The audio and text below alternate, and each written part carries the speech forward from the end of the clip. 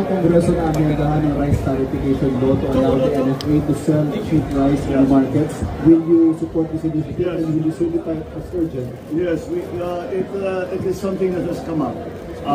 That we are so that ang problema kasi, kaya tumataas ang presyo ng bigas dahil ang mga trader ay nagko-compete.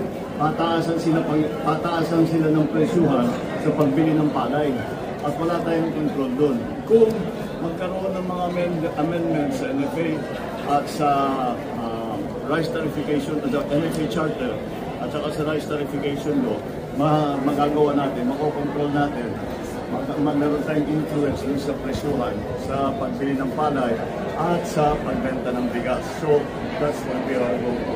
Will you certify the bill of urgency, sir? Yes, I think it justifies an urgent certification.